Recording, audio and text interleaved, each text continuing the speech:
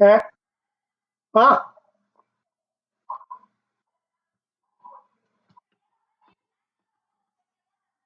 હા એટલે પ્રતિબિંબ મૂળ વસ્તુ કરતા કેટલા ગણું મોટું છે કે નાનું છે, બરોબર ને? એટલે એનો આ એનું પ્રમાણ કે પ્રતિબિંબની ઊંચાઈ ભાંગા વસ્તુની ઊંચાઈ કરીએ તો એની મોટવણી થાય એમ થાય. એટલે મોટવણી એટલે મેગ્નિફિકેશન એ અંગ્રેજી છે એટલે એના ઉપરથી એમ આવ્યો.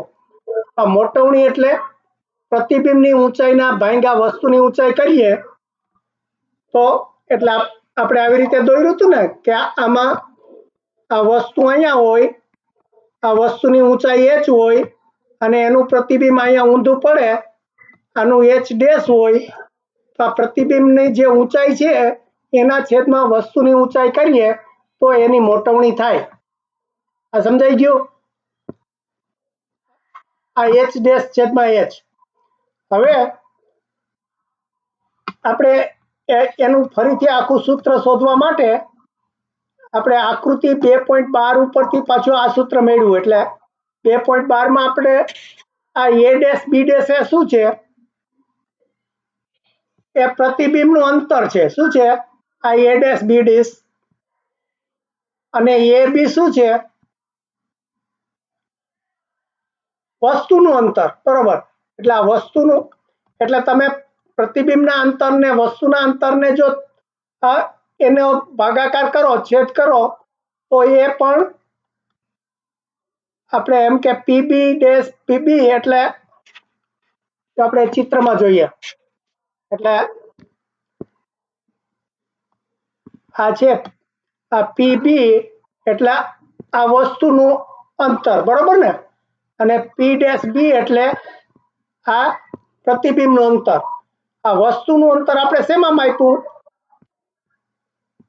માઇનસ યુ, અને આ પ્રતિબિંબનું અંતર માઇનસ વી.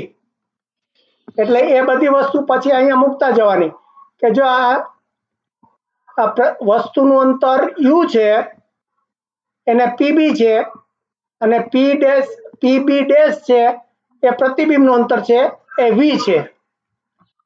એટલે આપણે આ જે મોટવણી થઈ, આપણે પેલા ત્રિકોણમાં શીખાતા કે બે ત્રિકોણ સમરૂપ છે એટલા માટે આ જેટલે એની ઊંચાઈનો જે પ્રમાણ છે એટલું જ એનું અંતરનું પ્રમાણ થાય. એટલે આપણે આ ઊંચાઈનું પ્રમાણ શું છે? h ડેશ છેદમાં h. અને વસ્તુનું અને આના અંતરનું આ માઇનસ વી શું કામ કીધું? હે હા, ડાબી બાજુ છે એટલે માઇનસ યુ અને માઇનસ વી. તો પછી અહીંયા કેમ નીકળી ગયા? આ વી ના છેદમાં યુ શું કામ કરી નાખ્યું? હે હા, માઇનસ માઇનસ, કારણ કે આપણે બંનેને પ્લસ કરી નાખીએ તો એની કિંમતમાં કશો ફેર ના પડે એટલા માટે આ વી ના છેદમાં યુ થઈ ગયું. કેના બરાબર? આ h ડેશ છેદના h. એટલે આ રીતે આપણે ખાલી ઊંચાઈને બદલે એના અંતરમાં મેળવું. આ મોટવણી નો સૂત્ર શું આવ્યું?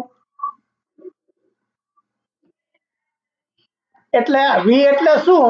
આ પ્રતિબિંબનું અંતર, બરોબર ને? આ પ્રતિબિંબનું અંતર છેદમાં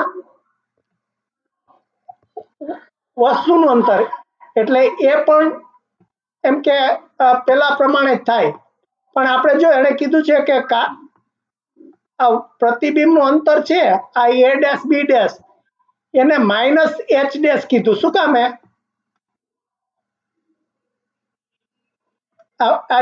જો આપણે જો આ લાઈન છે, આ લાઈનમાં આપણે આ નીચે જાય તો એ નેગેટિવ થાય, ઉપર જાય તો એ પોઝિટિવ થાય એટલે પ્લસ થાય, આ નીચે જાય તો માઇનસ થાય. એટલે આપણે આ વસ્તુની ઊંચાઈ છે એ વત્તામાં કરી અને પ્રતિબિંબની ઊંચાઈ શેમાં કરી? ઋણમાં. આ ધન અને ઋણ.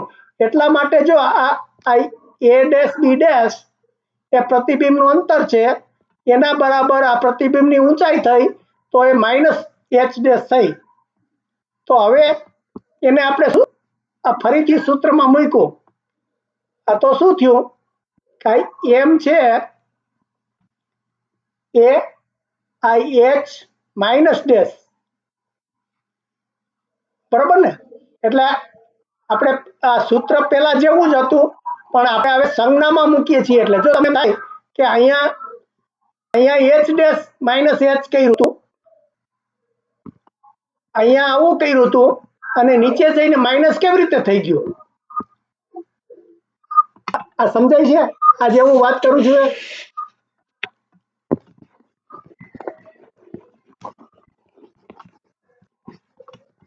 જો જો ફરીથી અહીંયા આપણે આ એમ નું આ એચ ડેશ માઇનસ એચ છે, અને અહીંયા એમ નું minus H dash minus H થઈ ગયું. શું કામે? આ બે કેમ ફરી ગયા? હે?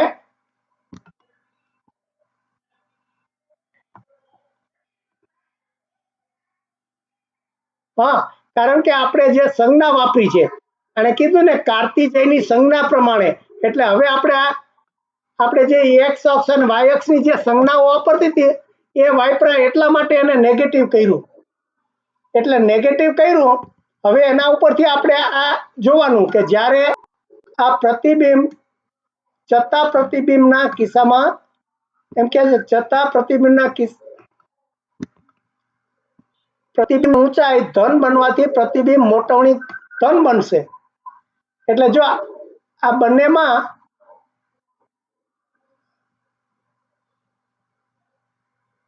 એટલે આપણે આમ તો ખરેખર આ જે સૂત્ર છે એ પેલા આને લાગુ પડે છે કે આ મોટવણીનું ઋણ થાય છે. આ મોટવણી ઋણનું મૂલ્ય વસ્તુનું વાસ્તવિક પ્રતિબિંબ રજૂ કરે છે. હવે વાસ્તવિક ને આભાસીમાં ફેર શું?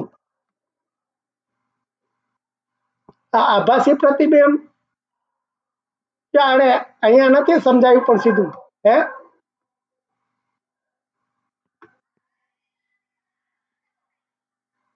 હવે આપણે જો આપણે બે પ્રકારના અરીસા શીખ્યા. આ જે અંતર્ગોળ છે એનું પ્રતિબિંબ અહીંયા આપણે પડ્યું, બરોબર ને? અને જે સીધો અરીસો હતો, સીધો અરીસો, એમાં વસ્તુનું પ્રતિબિંબ ક્યાં પડ્યું? આ પાછળ પડ્યું. તો આમાં કયું વાસ્તવિક કહેવાય? આ પ્રતિબિંબ છે,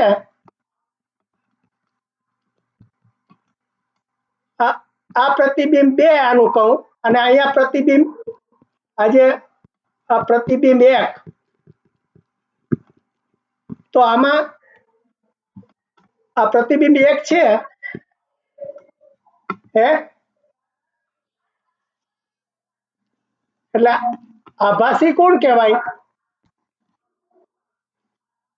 આ અરીસામાં છે એ, બરોબર ને? એ આભાસી શું કામે કહેવાય? કે આપણને એવો ભાસ થાય છે, એને કોઈ પડદા ઉપર ના રખાય. પણ તમે જો આ જે વાસ્તવિક છે, વાસ્તવિક એ આ બાજુ છે, એટલે તમે જો અહીંયા પડદો રાખો તો પડદા ઉપર તમને દેખાય, ઝીલાય. પણ તમારે અહીંયા અરીસા પાછળનું તમારું જે ચિત્ર દેખાતું હોય ત્યાં પડદા ઉપર ઝીલી શકાય?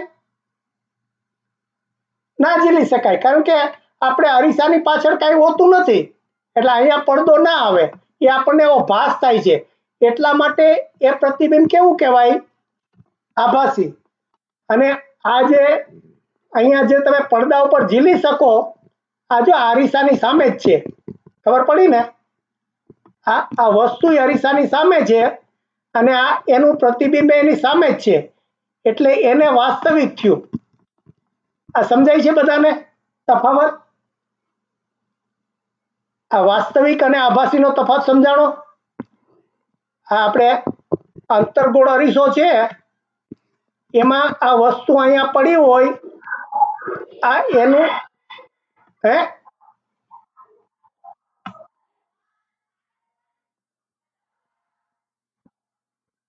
હલો?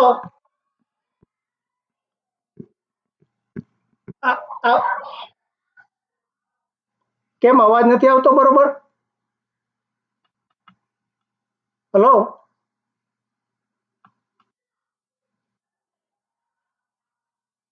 હે? હા,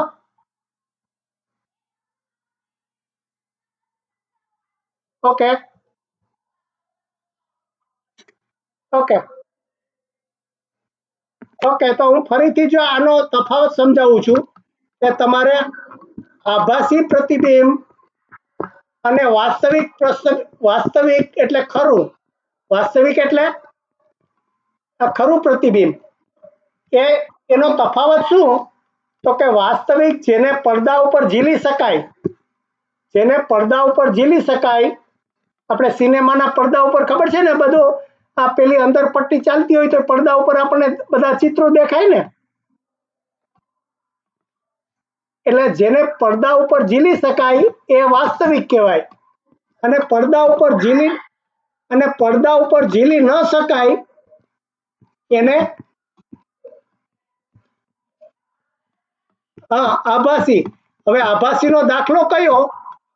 તો કે આપણે સીધો અરીસો હોય, આ સીધા અરીસા સામે આપણે ઊભા રહીએ અને પાછળ આપણને એનું પ્રતિબિંબ પડે તો એ કેવું થાય?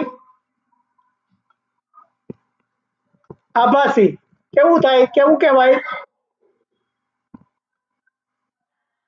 પણ આ જો ગોળ અરીસો હોય અને એની સામે આ વસ્તુ રાખી હોય અને એનું પ્રતિબિંબ અહીંયા આ સામે જ પડે, તો તમે ત્યાં જો પડદો રાખો, અહીંયા પડદો રાખો, તો આપણે એના ઉપર પડદા ઉપર ઝીલી શકાય ને, એટલા માટે એને વાસ્તવિક કહેવાય. શું કહેવાય? એટલે આ બે તફાવત સમજાય. ઓકે, એટલે હવે ગણિતની રીતે, એટલે જો હવે અહીંયા ગણિતની રીતે સમજાવ્યા છે કે જો આ મોટું મૂલ્ય આ ધન હોય એટલે પ્લસ હોય,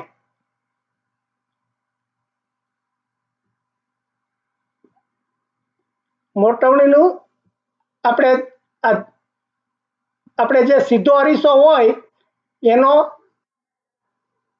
એનું આ ચિત્ર સીધું જ પડે છે, બરોબર ને?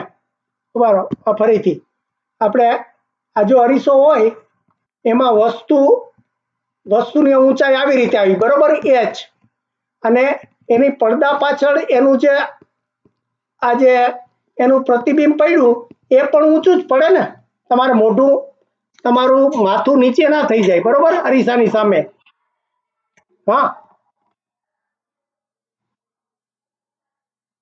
હલો, હે